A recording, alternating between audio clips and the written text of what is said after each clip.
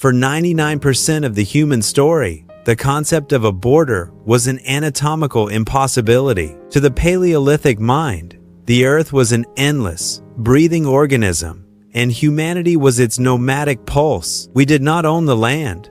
We moved with it. The horizon was not a limit. It was an invitation. There was no inside, because the very idea of an outside had not yet been conceived. But roughly 10 millennia ago, a quiet, tectonic shift occurred within the human psyche. We stopped chasing the horizon and started digging into the dirt. This was the birth of the Neolithic lockdown, the moment we traded the infinite freedom of the wanderer for the finite security of the settler. And in that trade, we birthed the most enduring parasite in human history, the wall. To understand the hidden origin of the wall, we must look not at military maps, but at a handful of grain. The transition to agriculture was not just a change in diet. It was a radical surgery on the human soul. The moment a tribe planted a seed and waited for the harvest, they created something the world had never seen: surplus. For the first time, humans possessed more than they could consume in a single day. And the moment we invented the granary, we inadvertently invented the thief. Ownership is the mother of anxiety. The more we possessed, the more we feared losing. The wall, therefore, did not begin as a monument of strength. It began as a physical manifestation of fear, a limestone confession of our vulnerability. Consider Gericho, circa 8000 VC. Long before the pyramids were even a dream, the inhabitants of this oasis built a stone wall nearly 4 meters high and 2 meters thick, guarded by a massive cylindrical tower. For decades, historians argued this was a defense against floods or mudslides. But the archaeological truth is far more unsettling. The Wall of Jericho was a psychological boundary. It was the first time a group of humans collectively decided to sever themselves from the rest of the world. Within these walls, the us was forged, but at a terrible cost. By defining the us, we simultaneously created the them. The wall gave birth to the other, the person on the outside who, by definition, became a threat to the surplus on the inside. This architectural schism rewired our brains. We began to think in terms of enclosures. Our social structures, once fluid and egalitarian, became rigid and hierarchical, mirroring the very stones we piled upon one another. The wall didn't just protect the harvest, it institutionalized the division of class, power, and territory. We became the only species on Earth to spend our lives building our own cages, convinced that the bars were there for our protection. As we move through this narrative, we must realize that every great wall, every iron curtain, and every digital firewall is a direct descendant of that first prehistoric fence. We are still that Neolithic farmer, huddled behind a pile of stones, staring into the dark and wondering if the other is coming for our wheat. But as these village fences grew taller, the scale of our paranoia grew with them. The simple act of protection was about to evolve into a grand engineering madness. A madness that would find its peak in the mud of Gaul, where a man named Caesar would prove that the only thing more dangerous than being locked out of a wall is being locked in with one. Before we witness the construction of the greatest cage in antiquity, we must acknowledge the silence of the first stone. The moment we decided that a wall was the only thing that could make us feel whole, we lost the horizon forever. We begin not with a hero's face, but with the indifferent earth. Focus on a single, crystalline grain of frozen mud, shivering as the heavy, rusted head of a Dolabra strikes the ground with a bone-jarring thud. The camera lingers there, at the height of an ant, making this simple iron pickaxe look like a jagged mountain of rust and labor. Forget the gleaming breastplates you've seen in the movies. Lift your eyes from the dirt, and you'll see the horizon has been replaced by a wall of human backs. 50,000 Roman legionaries have shed their red cloaks and their dignity. Their bare skin glistens with a sickly mixture of cold Gallic rain and salt-white sweat. They are no longer an army of conquest. They are the rhythmic, heaving components of a massive, earth-eating machine. In the late summer of 52 BC, Julius Caesar didn't look at Alesia and see a battlefield. He looked at the plateau and saw a mathematical problem that required a cage. He decided to delete the very concept of outside for 80,000 souls. Watch as the green hills are slowly choked by a wooden serpent.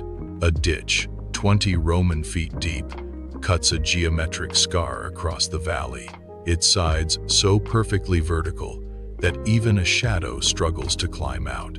Look up, and the sky is sliced into segments by 3-story wooden towers that loom every 80 feet, their fresh-cut cedar smelling sweet and sharp, masking the faint, metallic tang of the fear rising from the city within. But then, the perspective shifts. Turn your gaze away from the trapped city and look toward the distant forests. 250,000 Gauls are coming, a tidal wave of iron and fury meant to crush the Romans against their own walls. Caesar doesn't flinch. He simply orders his men to turn around and dig a second grave. Suddenly, the Roman army is caught in a spatial paradox. They inhabit a giant, double-walled donut, 21 kilometers of sheer engineering madness. They are the jailers looking in at Vercingetorix, and simultaneously, they are the prisoners looking out at the world. Now, lean in closer to the tall grass at the foot of the ramparts. Beneath the swaying wildflowers, the earth hides a mouthful of teeth. First, the Cippi sharpened branches woven together like a forest of knives, waiting to anchor a charging man in place. Then, the Lilia pits, shaped like the 5 spots on a die, where fire-hardened stakes wait in the shadows to snap an ankle like a dry twig. Finally, the Stimuli, small logs embedded with iron hooks, scattered like seeds of agony, designed to snag a boot and pull the soldier down into the mud where the lilies wait. The Roman soldier is no longer a warrior. He is a ghost haunting a machine of earth and iron. Caesar's gaze remains cold, his eyes tracing the lines of the trenches as if they were lines on a ledger. For him, this isn't a sacrifice. It's a calculation. Alesia didn't fall to a heroic sword. It fell to the rhythmic, obsessive bite of the shovel. The relief army didn't face a line of men. They broke themselves against a labyrinth of geometry. Inside the walls, Vercingetorix tilts his head back, staring not at the sky, but at the double-walled cage that has become the lid of his people's coffin. To win, Caesar had to become a prisoner himself. He proved that the most effective way to conquer a soul is to build a cage so perfect that even the jailer forgets he is trapped inside it. The Roman Empire was not built on the glory of the blade, but on the Chijon, obsessive, discipline of the trench. If Alesia was a tragedy of space, the Siege of Candia was a masterpiece of chronological cruelty. Between 1648 and 1669, the Mediterranean world witnessed a phenomenon that defied the very definition of war. For 21 years, the city of Candia did not just exist, it endured in a state of permanent, agonizing transition. Imagine a generation that never knew the silence of peace. To understand the hidden origin of the Siege of Candia, we must look at the Trace Italienne, the star-shaped fortress. By the 17th century, the vertical walls of the Middle Ages had been replaced by low, thick, angular bastions designed to deflect the growing power of gunpowder. These walls were so resilient that they couldn't be breached by a single campaign. They required a commitment that spanned decades. The Ottoman Empire, led by the iron-willed Koprulu viziers, threw the entire weight of a superpower against a single Venetian outpost. They didn't just bring soldiers, they brought an entire civilization. They built New Candia, a shadow city of tents and barracks that eventually became more permanent than the stone city they were attacking. Inside the walls, the Venetian defenders and the local Cretans were living in a time cage. 21 years is long enough for a newborn to reach the age of conscription. In the archives of the Venetian Senate, there are reports of soldiers who arrived as young recruits, grew gray in the trenches, and were eventually buried in the same bastions they had defended for their entire adult lives. The wall was no longer a temporary shelter. It was the only reality they knew. This was the birth of the siege economy. Inside the city, markets continued to function under the constant whistle of mortar fire. Ships from Venice risked the Ottoman blockade to bring not just wheat and lead, but Parisian silks, Italian wines, and letters from wives who had forgotten the faces of their husbands. War became a mundane bureaucracy. People got married in the ruins, Children played with spent cannonballs as if they were marbles, and priests gave sermons on how to die with dignity in a city that refused to fall. But the most chilling aspect was the mirror of attrition. After a decade, the two sides began to resemble each other. In the long, hot summers of Crete, truces were frequent. There are records of Ottoman janissaries and Venetian mercenaries meeting in the no-man's land to trade tobacco, coffee, and insults. They were both trapped in the same loop, prisoners of the same wall, separated only by a few hundred yards of blood-soaked dust. They were the generation of the trench, a specialized caste of humans who had forgotten why the war started, knowing only that it must continue. When the surrender finally came in 1669, it wasn't because the walls had been smashed to pieces. It was because there was nothing left to defend. The city was a hollow shell, its population decimated not just by iron, but by the sheer, crushing weight of time. Candia taught the world that the most effective cage isn't built of stone, but of years. It proved that human beings can adapt to even the most horrific circumstances, if those circumstances last long enough to become a tradition. But as the sun set on the ruins of Candia, the war was already evolving. It was tired of the sunlight. It was tired of the stalemate on the ramparts. The architecture of the cage was about to descend into the deep, dark earth, where the walls wouldn't just be seen, they would be heard through the cold, vibrating stone. When the walls are too thick to climb and the defenders are too stubborn to starve, the war abandons the sunlight. It crawls into the damp, suffocating silence of the earth. In 1522, on the island of Rhodes, the Knights Hospitaller stood atop fortifications that were considered the pinnacle of Christian engineering.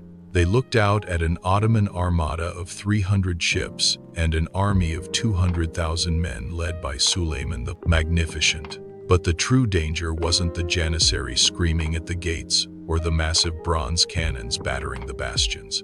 The true danger was invisible.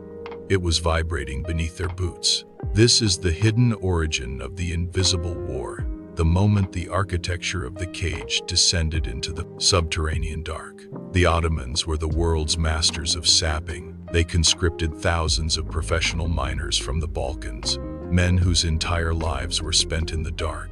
These mole soldiers began digging a labyrinth of tunnels aimed at the foundations of the Rhodes ramparts. Their objective was not to infiltrate the city, but to create a geological explosion. They hollowed out massive chambers beneath the walls, propping them up with wooden beams, only to fill them with hundreds of barrels of black powder. Inside the city, the knights were trapped in a new kind of prison, a psychological one. Imagine the paranoia.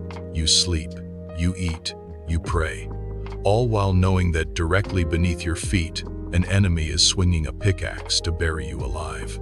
The wall was no longer a shield. It had become the lid of a stone coffin. The Grand Master, Philippe Villiers de l'Isle-Adam, turned to a legendary Italian engineer named Gabriele Tadino. Tadino's weapon wasn't a sword, it was a drum. He revolutionized acoustic defense. He placed tautly stretched skins across drums, often adorned with tiny silver bells or bowls of still water, on the floors of every cellar and basement along the perimeter. If the bells jingled or the water rippled, it meant the abyss was whispering. This created a war of pure sensory deprivation. Knights stood in the pitch-black silence of the night, their ears pressed against the cold limestone, listening for the rhythmic thud, thud, thud of a pickaxe. This was the birth of countermining. When a tunnel was detected, the knights dug their own narrow shafts to intercept the Ottoman miners. When these two tunnels finally met in the dark, the result was a scene of primal, claustrophobic horror. In a space barely 3 feet wide, there was no room for the grand swing of a long sword or the formation of a phalanx. Men fought with daggers, with hammers, and with their bare teeth. There was no light, no air, only the smell of sweat, sulfur, and the metallic tang of blood splashing against the tunnel walls.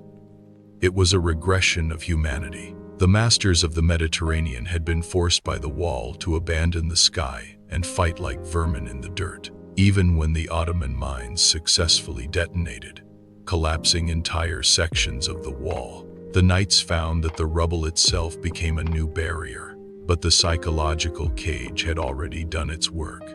The constant fear of the whispering abyss eroded the defenders' will. They realized that no matter how high they built, the enemy would always be deeper.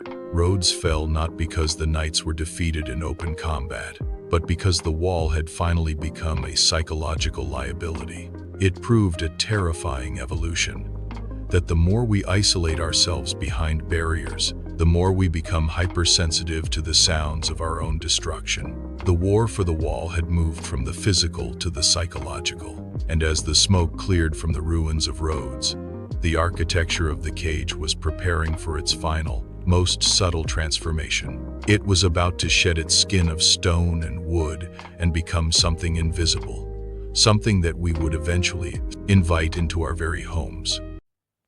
The great granite blocks of Rhodes have crumbled into the Aegean. The trenches of Candia are now filled with the dust of centuries, and the double walls of Alesia are nothing more than faint, grassy scars on the French countryside. We look at these ruins through the lens of our modern cameras, and we congratulate ourselves. We believe we have outgrown the cage. We believe the era of the wall is over. But the hidden origin of the wall was never about the stone. It was about the architecture of the human mind. And that architecture is more active today than at any point in history. Welcome to the era of the glass wall. In the 21st century, the walls have not disappeared. They have simply become transparent. We no longer build ramparts of earth. We build ramparts of data.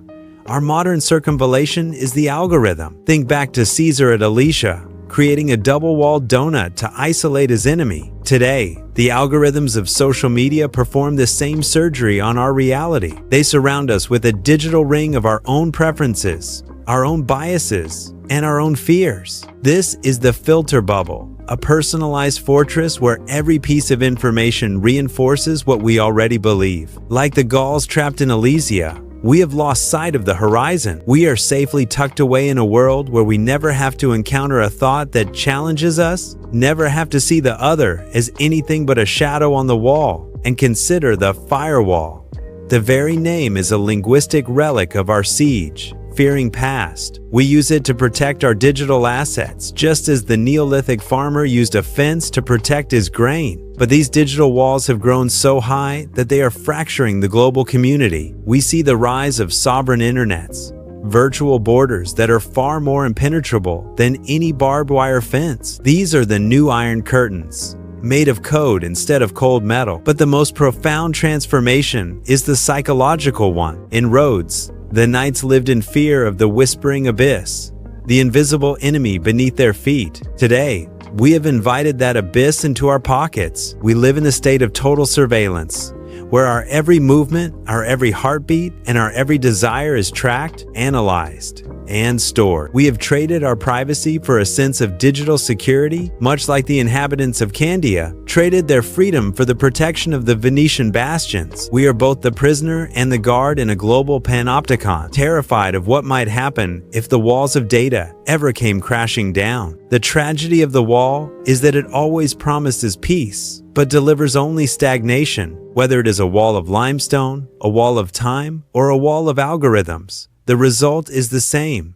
The world shrinks. We forget that the true strength of humanity has never been in the things we keep out, but in the bridges we dare to build. As you look at the screen in your palm, ask yourself, are you standing on a plateau of infinite information, or are you just deep inside another double-walled donut of your own making? The walls didn't go away. They just became perfect. They became invisible. And as the history of Alesia, Candia, and Rhodes taught us, the most dangerous cage is the one you don't even realize you're living in. Because in the end, the wall is not a product of engineering. It is a product of the fear we haven't yet learned to conquer. And until we face that fear, we will continue to dig, continue to pile stone upon stone until the horizon is nothing but a memory.